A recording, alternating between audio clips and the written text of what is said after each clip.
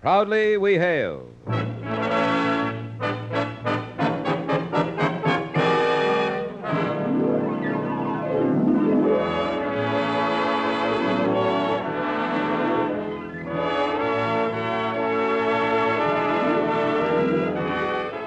From New York City, where the American stage begins, here is another program with a cast of outstanding players. Public service time has been made available by this station for your Army and your Air Force to bring you this story. As proudly we hail Major Charles E. Yeager, United States Air Force.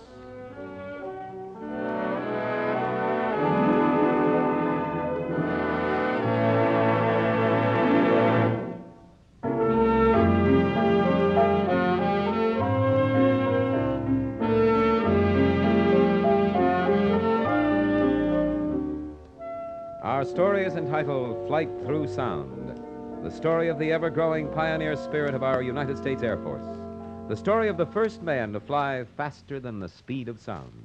Our first act curtain will rise in just a moment, but first, young man, take your place in the new jet age as an Air Force aviation cadet. You'll get 18 months of intensive training, learn all about jet operation, and you'll be surprised how easy jets are to fly and how safe, too. Aviation cadets graduate as Air Force lieutenants with earnings of over $5,000 a year. To qualify, you must be between the ages of 19 and 26 and a half, single, and have at least 2 years of college. Visit your nearest United States Army and United States Air Force recruiting station for details. And now your Army and your Air Force present the proudly we hail production, Flight Through Sound.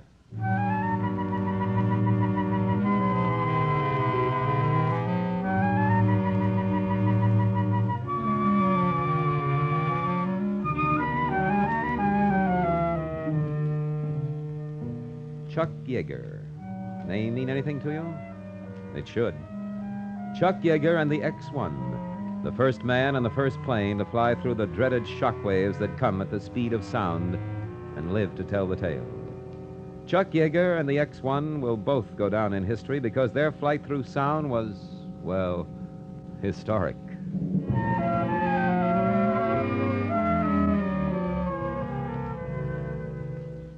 At the time Chuck Yeager made his flight, it was widely believed that when an aircraft reached the speed of sound, it would disintegrate. And there was none to say it wouldn't. Many planes had disintegrated in midair when coming close to the sonic wall. Many a good man, too many, had lost his life because his plane got out of control when it approached the speed of sound. None had reached or surpassed the speed of sound and returned to talk about it.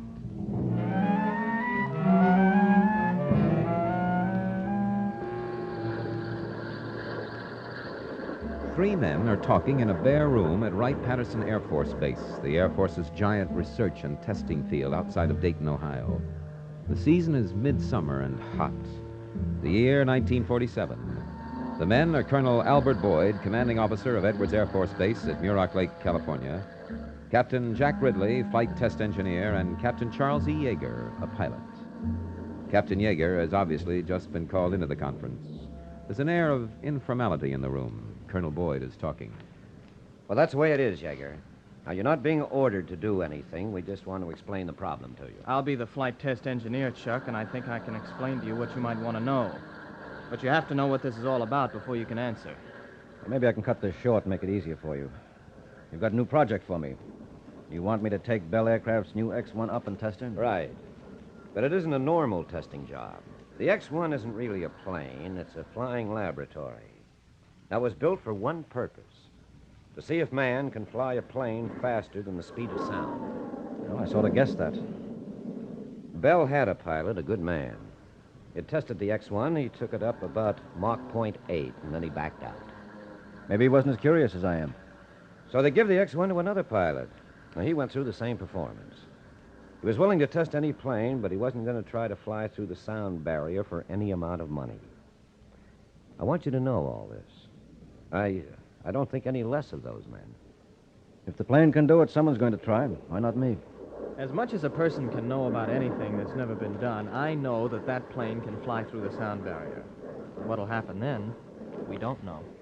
Where do we go? Edwards Air Force Base, Muroc Lake, California. We'll do a lot of talking about this, though, before we start.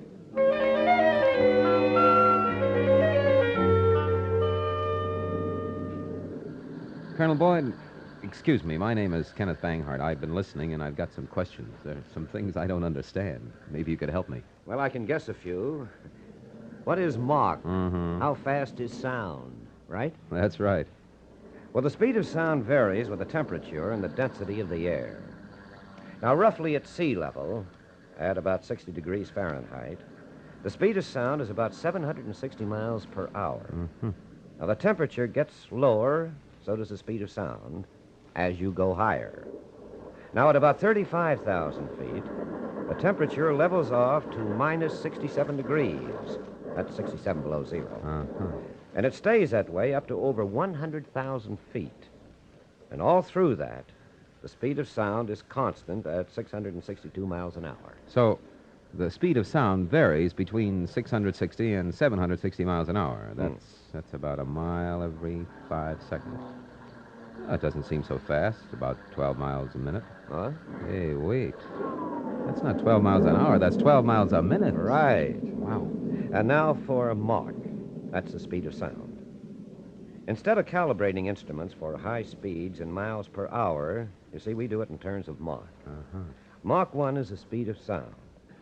Now, 3/4 of the speed of sound, say around 540 miles an hour, well, we call that Mach 0.75. I see. So, it looks as though sound travels through the air about as fast as anything can without causing trouble. The shock waves begin at what you call the sonic wall, the sound barrier. Yes, that's right. And beyond that speed, the air just doesn't get out of the way in a normal fashion. It bunches up into fists that can punch holes through the toughest metals, well, that can cause aircraft to disintegrate in midair. Now, we don't know all the things shock waves can do. We just know they're there. And that nice, soft stuff, the air we breathe and live in and can't do without, well, it suddenly isn't soft anymore. It becomes an enemy.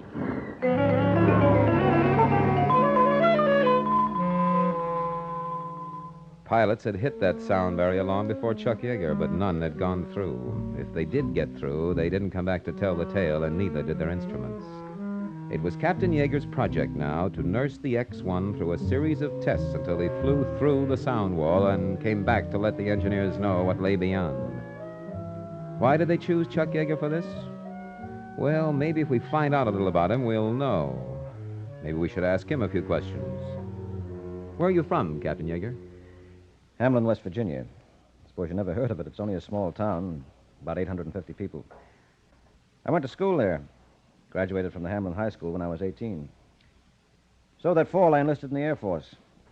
I started out as a mechanic, but after a while, they sent me out to a flying school in California and made me into a pilot. Guess that's all there is to it. That's all there was to it, he says. Well, he was transferred to Victorville, California, where he met a pretty, dark-haired girl named Glennis Stickhouse. Chuck Yeager received his wings in March of 1943. There was a dance afterwards, and Flight Officer Yeager was there with his girl. Let's go outside a minute, Glennis. All right, if you want.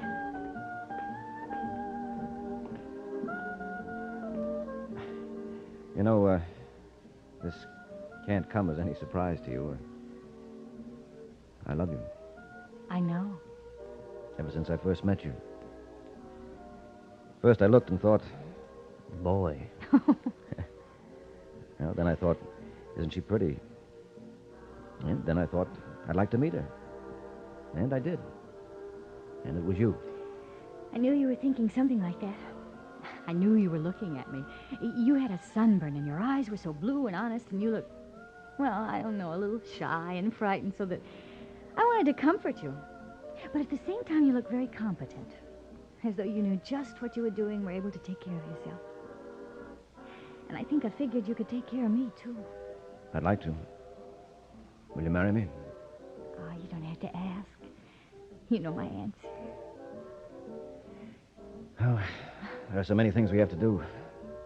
I want you to meet my family, want them to meet you. And I wish I didn't have to go away, but I'll be back. I'll be waiting. I'll name my planes for you. Glennis? Won't it look odd? Oh, not just Glennis. Beautiful Glennis. No, glorious Glennis. No, wait a minute. I've got it. Glamorous Glennis. That's you. Well, they'd better treat you nicely, these glamorous Glennises, and bring you back to me, or I'll disown them. They will. I'll be back.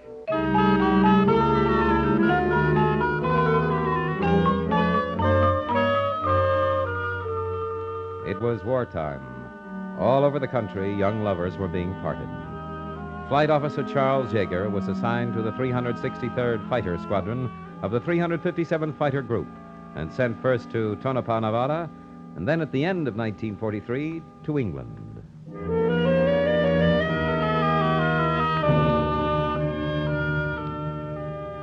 Chuck Yeager made quite a record for himself. He was shot down over occupied France, escaped with the help of the French resistance forces to Spain, walked through that country until he reached Gibraltar and the RAF flew him back to England. By the end of the war, he had flown 64 missions, downed 13 German planes. He was Captain Yeager by then and the holder of the Distinguished Flying Cross, the Bronze Star Medal, the Air Medal, and the Purple Heart, and enough oak leaf clusters to start a forest. Captain Yeager went home then to marry his Glennis. He continued flying, first at Perrin Field in Texas, and then at the Fighter Flight Test Branch at Wright Air Force Base, Ohio, outside of Dayton. That's where he met Colonel Boyd, and where Colonel Boyd and Captain Ridley started talking to him about the X-1. Chuck Yeager went home and talked it over with Glennis. You know, you've been here at Wright almost 2 years now. Yes? Colonel Boyd is running the show out at Edwards in California. He'd like me to go with him. You want to? What would the work be? Well, it won't be a desk job, honey. It'll be a long time before I become a chairborne flyer. I hope. You'd like me to get into something else, wouldn't you? I would never ask you to. If I were to tell you that I didn't worry every time you went up, I'd be telling a lie, but I worried about you so much during the war, and then when you were missing... But I came back. Well, that's what I keep telling myself. And you were a flyer when I met you and when I said I'd marry you. And I sort of like you, just the way you are. Well, it's a good thing for you that you do, because I'm the stubborn type and I don't change easily. And I wouldn't give you up, so looks as though you're stuck with me. A terrible fate, but I'll try to bear up. All right, then bear up under the rest of your fate. We're going back to California. Edwards Air Force Base? Muroc Lake? That's us. Special Flight Test Command. Like it? Oh, I'll be glad to get back to California, but why Muroc Lake? I lived in Northern California all my life and never heard of Muroc Lake until I married the Air Force. Well, Muroc's not really what you'd call Northern California. It's about 70 miles inland from Los Angeles in the Mojave Desert. And it's about the best landing field in the world. A lake? Mm-hmm. Well, what have they got in it? The world's largest flat top? Well, it would have a hard time moving. Because Muroc Lake is a dried lake, completely level, completely flat, with the mud baked out hard. 11 miles long, 4 miles wide. The whole thing like a huge runway. And what goes on at Muroc? Oh, secret. Yes, some of it. That's where we test planes, new planes and new designs. You've got room to make a mistake in landing or taking off on the big lake. You can come down fast and roll for miles. They get planes from all over the country. And they're getting us. But what will you be doing there? Testing, dear, testing. I shall be, quote, one of those anonymous flyers whose names are never known, but without whom aviation progress could not continue, unquote.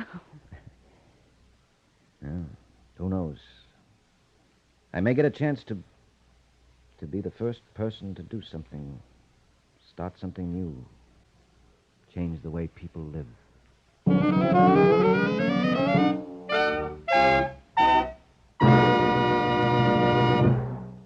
You are listening to the Proudly We Hail production, Flight Through Sound. We'll return in just a moment for the second act. College men, you can learn to fly the latest and fastest jets easily and safely as an Air Force aviation cadet. Aviation cadets get 18 months of tough, concentrated jet training, leading to a lieutenant's commission in the Air Force and earnings of more than $5,000 a year. Your future is unlimited. To qualify, you must be between the ages of 19 and 26 and a half, single, and have at least 2 years of college.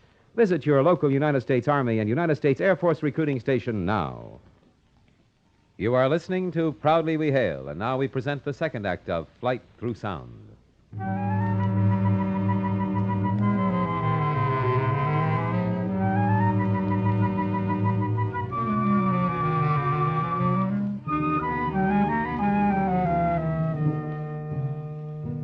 Captain Yeager and his wife, Glennis, and Donald, age 2, Michael, 1, moved to Muroc Lake. Captain Yeager has flown the X-1 often, testing its performance. It's the middle of October, 1947. There she is, Glenn. The X-1, my project. That plane? What did you expect, a flying boxcar? Well, most of the fighter planes are larger than this. Well, sure, but they have to be. This was built for just one purpose, to carry me and a lot of equipment. I don't know what I really expected to see, but not this. What makes this one so special? What makes it go so fast? Well, as you can see, there are no propellers, no air scoops for jets. It's rockets. Rockets powerful enough to someday send us to the moon. Hey, they're pulling it away, your plane. While we're standing here with our teeth in our mouth, a tractor's pulling your plane away. Hi, Glennis. Hi, Chuck. Hi, Jack. Well, we're all set, Chuck. How about you? Anytime. Where's Cardenas? Back there, checking over his B-29. That won't take long. You better check in. I picked up your assignment cards. Okay, thanks. No change in the assignment. Just the things we lined up, That's right. Short one this time. Okay, bye, Glenn. Oh, bye. Why don't you stick around, Glennis, and watch the test? Think I can stand it? Oh, sure. Sure, this is pure routine. Just checking some adjustments we made. Then maybe I will. Good. You stay right here and make yourself comfortable. Maybe I can explain to you what's going on while you're watching. Although you probably know as much about what goes on as I do. From Chuck? Are you kidding? Well, she's taking off now. She's B-29 over there. Where? Oh, They're airborne now. See? all I see is one plane. Oh! Uh-huh. That's right. There's the X-1 nestled under the superport like a little, well, I don't know, bird or something. It's a piggyback ride in reverse. But how does this help? I mean, if it can go so fast, why does it need a mother plane to pick it up? Well, you see, it takes more effort to get the ship in the air to overcome the initial inertia. It would use up a certain amount of the X-1's limited fuel supply to get her off the ground, to get her moving. She's due to drop any minute. Drop? Well, you know, leave the B-29 and fly on her own. Watch. Oh, there it goes. Look, the B-29's going backwards. No, that's just the way it looks. You see, it's just that the X-1 shoots away so fast. Well, do you see what I'm getting at? I think I'm getting the idea. But, Jack, what really does happen at the speed of sound? Well, you want to know something? We don't really know. Your husband probably knows as much about that as any man alive. But we don't know, but we're coming closer to it every day. And one of these days we'll find out.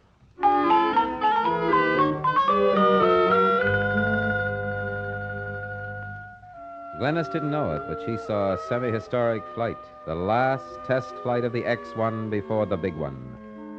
The next day, when Captain Yeager left his pleasant little desert house, he may have taken an extra long look at the kids when Glennis wasn't noticing. When he got to the base and went into Colonel Boyd's office, there was no sense in pretending that it was just another test. This was the day, the big one. Major Cardenas greeted him as he comes in. How you feeling, Chuck? Scared stiff. Now stop the kidding, boys. You're going to do something today that no man's ever done before. You're smart enough to know what that means. The thing is, I'm curious enough to want to find out what happens. Good, as long as you feel that way. Now, the main thing is, don't take any unnecessary chances. If everything doesn't seem just right, don't do it. I mean, we'd rather have you come back without getting up to Mach 1 than have you go as fast as sound and not get back. Don't worry. I'll be back, all right.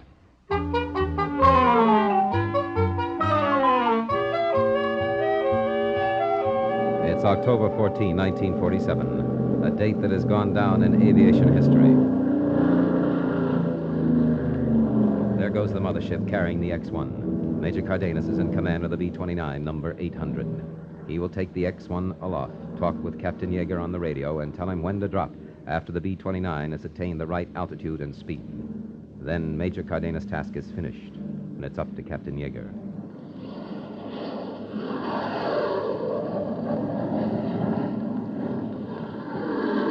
And there go the only other craft that will be in the sky at the time, the two F-80 chase planes that will observe the behavior of the X-1 when she makes her pass at the unknown, the flight through sound. We're up about 7,000 feet now. Captain Yeager gets into the X-1 through a little side door. He spends the next few minutes getting himself set, putting on his oxygen mask, checking all the controls, looking over the instruments, while Major Cardenas takes the two planes up higher and higher. He looks through a narrow windshield, a small window made not of plastic, but of glass. Friction with the air might melt a plastic. Captain Yeager sits there, able to hear the engines of the B-29 that are carrying him and his X-1 like an eagle with a rabbit in its claws, waiting for word from Major Cardenas. I'm turning on downwind leg at 21,000 feet. Can you hear me? Roger. You all right? Fine. Except I'm scared stiff. You always say that. Always am. Sure, so we'll think you're a hero or something. Nuts. I'm turning on the base leg. 5 minutes of drop time. 5 minutes, 4 minutes, 3 minutes. To what? Nobody knows. To hit against the sound barrier? To shake to pieces? To find that sound puts up a wall that can't be broken through or climbed or detoured? Another 100 beats of the heart. And then what? Air Force 800 to NACA radar Edwards Tower, F-80 chase aircraft. 1 minute warning. Pilot to Yeager. 30 seconds to drop time. Start your recording instruments at 15. I always do. I know, but I'm supposed to remind you. Hit all the numbers this time when you count. You always forget one. Don't worry about the numbers. You go off when I say drop. You're at the 15 now. Start your instruments. They're started. 15 seconds to the unknown. 15 seconds, and each one is an eternity. 10, 9, 8, 7, 6, 5, 3, 2, 1. Drop. Dropping clear. Air Force 800 at exactly 1412. X-1 dropped clear. X-1 to Muroc Tower. We're starting down. First rocket. Feels like someone hitting me, shoving me back. It picks up speed so fast. Initial acceleration tremendous. It's Mach 0.6. Using second rocket. Mach 0.7, still accelerating rapidly. Mach 0.8. Not picking up speed so fast. Using third rocket. Mach 0.9. Beginning to get shock waves. Still in full control. Mach 0.94. 95. Using last rocket. This is it. Mach 0.97. Taking worse. Response to controls unevenly. 0.98. 0.99. We're going to make it. Mach 1. We made it. Mach 1. Faster now. Mach 1.1. 1.2. We did it. Vibration is all gone. So is sound. Running like a baby carriage going downhill. No sound. No vibration. Beyond Mach 1, everything is quiet. Easy. It's like a dream. No vibration. No shock waves. No sound. And then the little orange speedster began to slow down. Slow down, what a thing to say. Slow down to 600 miles an hour. It's used up its rockets. Its power is gone. It's performed its function. And Charles Yeager, the first man to fly faster than sound, is performing common, everyday tasks, using compressed nitrogen to flush out any remainder of the dangerous LOX and alcohol from his plane's propulsion system.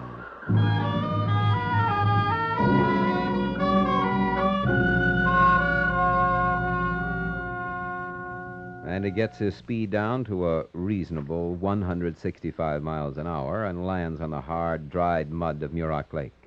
To be greeted by flash bulbs and reporters and radio men? No. By Colonel Boyd and Captain Ridley and secrecy. Well, how'd it go? You ought to know. Just the way you planned it. Just the way you said it would. You want to do it again? Anytime. This, now we've done it once, is only the beginning. You mean it? You'll go up again and do it? Tomorrow. Now that we know we can. There are a lot of things we have to find out about supersonics. In fact, there's almost everything to be found out. It's a whole new world up there.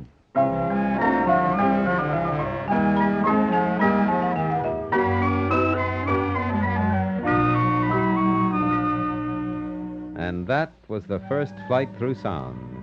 Man, earthbound, spacebound man, had done it again, had opened a new door to the future.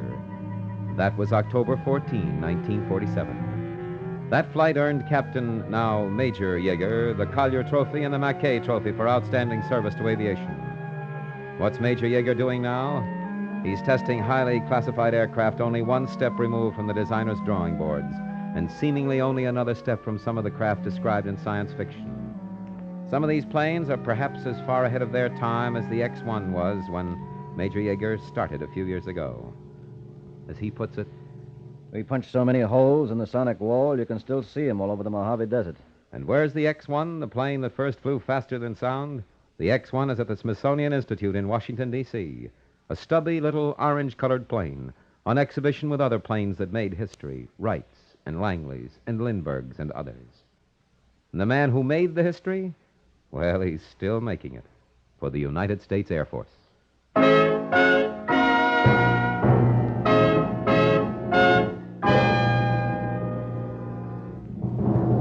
Proudly we hail Major Charles E. Yeager, the first man to fly faster than sound, who enlisted in the Air Force as a private less than 12 years ago. And proudly we hail all the airmen whose work and devotion to duty made the Major's historic flight possible.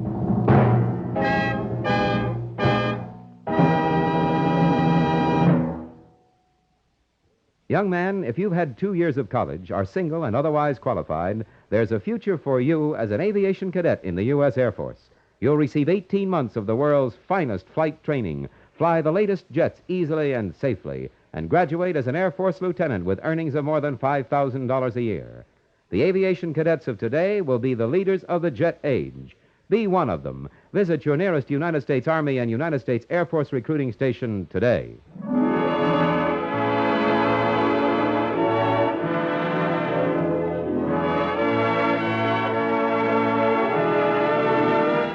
This has been another program on Proudly We Hail, presented transcribed in cooperation with this station.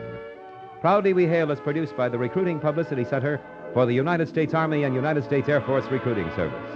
This is Kenneth Fanghart speaking and inviting you to tune in this same station next week for another interesting story on Proudly We Hail.